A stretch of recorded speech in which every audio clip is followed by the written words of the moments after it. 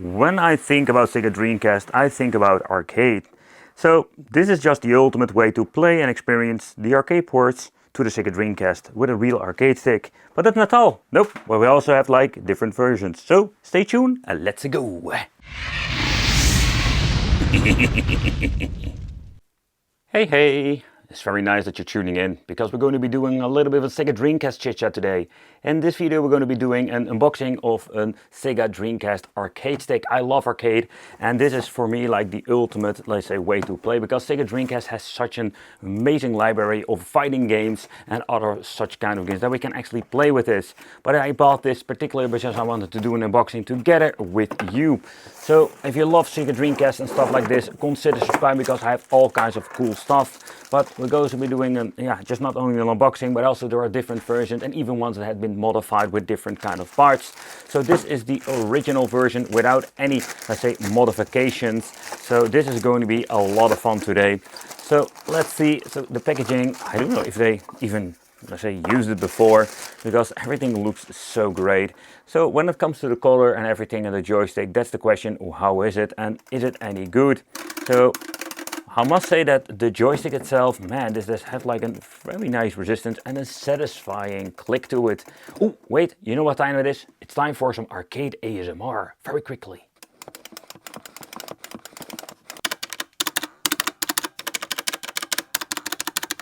Beside all the craziness, so what is going on when it comes to the controls? So I've been reviewing all kinds of, let's say, weird stuff when it comes to arcade stuff, and I can tell you that sometimes you find a really disappointing situation with, let's say, a joystick or buttons. So when it comes to the joystick itself, personally, you do have a little bit of a wiggle with this particular stick, and with the wiggle you can see this is actually what's going on. It's not a super bad thing, but you can see there's a little bit of a wiggle, so I do wonder how it is going to be playing. And the resistance of the joystick, it's not like Sunware quality, let's put it that way. And you know, this is not going to be a bad situation when it comes to playing the games, but man, oh man, yeah, this is not the best stick I've ever felt. Button-wise, I'm quite surprised. It has like a very nice feel to it. The spring is quite loose. It like also a little bit of wiggle, but it sounds cheap. But it does have like a nice feedback to it. But when you're going to be looking at the, let's say, stick itself, it doesn't have actually any turbo functions so far I understand. This is just a basic stick. But what is kind of cool that it does utilize the original VMU for making it safe, and we can actually have this very cool tiny screen over there.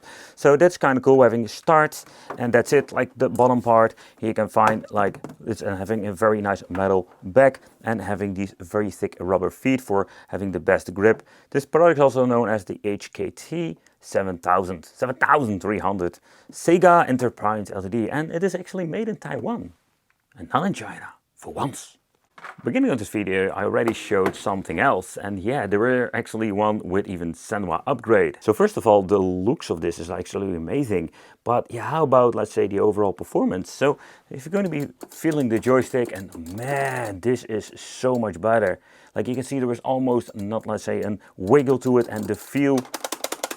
And the difference is, I think the biggest difference when you're going to be looking into the buttons is just the overall quality too. There is not that wiggle that we've seen before, the extreme wiggle, but it also has like a long travel. So that is one of the biggest differences. The question remains, how is it, and is it actually going to be better? So that's what we're going to be finding out. So plug everything in and let's have some fun. But let's start off with Street Fighter Third Strike. And I think I'm going to be going into the training mode with a simple reason. I just wanted to check out how this will perform. So you can just actually feel that the stick is not the best out there. And now you know, like we're having a Senwa version. The buttons I do like. But let's check it out. How can we do the moveset? Is there anything of a problem we're going to be facing? So let's see how the buttons everything is. Okay, so this is kind of interesting. We're having low, medium and high. The same goes for this. All right. Oof. So where I love arcade stick, I also love these fighting pads when it comes to that. So the gameplay of the stick is not like horrible, like it's not comparable with those cheap China stuff in the Pandora's boxes. Sure, you guys, everything can be done fairly easy. Can I give myself some extra can I actually get into the special menu with that? Like pause to menu. Beside that training menu, let's see if we can mess some stuff up. Dummy settings, standing off, okay. Training options.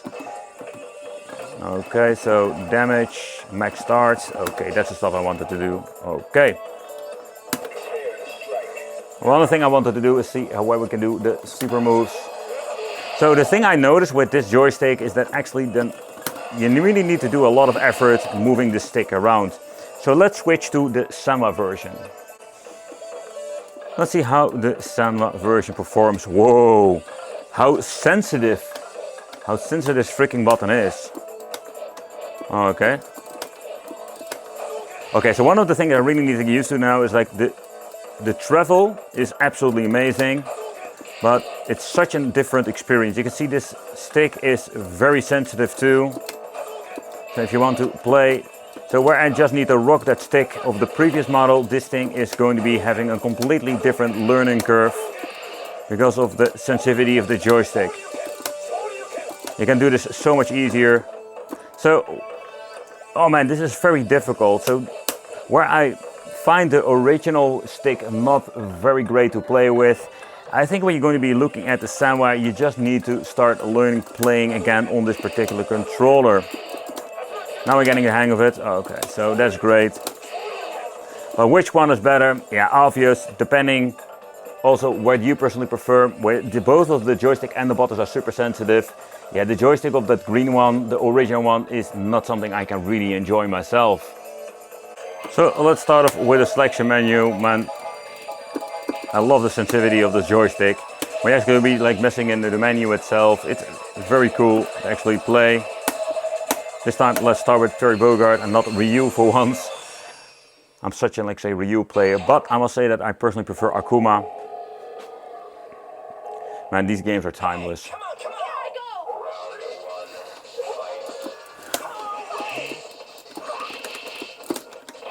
Yeah, so when I'm getting a little bit adjusted to the stick itself, this is absolutely a lot of fun.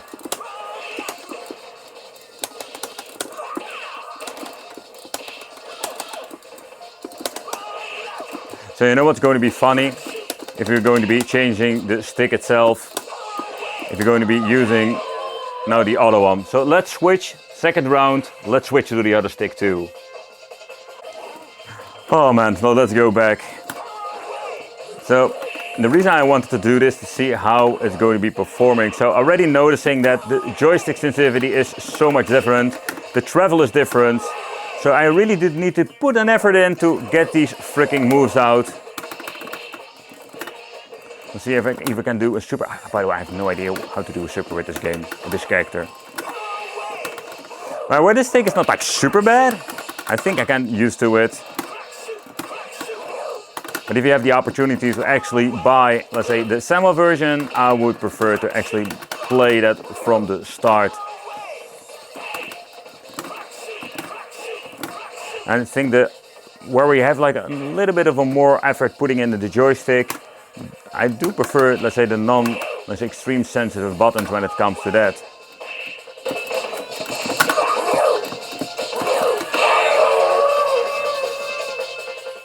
But let's continue with some Dead or Alive. But the big problem we're already facing is that choosing a freaking character. Let's see if this is a problem with the joystick. Yep, that connection needs to be cleaned. Let's go with Jan Lee. Most of the time like two characters to actually play, but I think it would be another fun game to play. Okay, so we're having over here the blocking, the grabbing.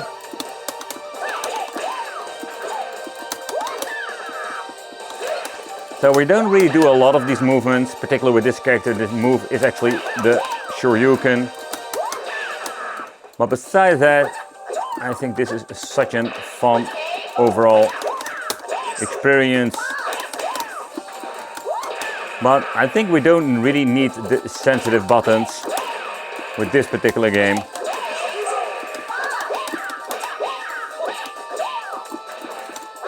But what I love the joystick itself, we can just move this Shoryuken movement can be done fairly easy. I am on the roll, man. Oh. Now I'm getting my ass kicked. Seriously?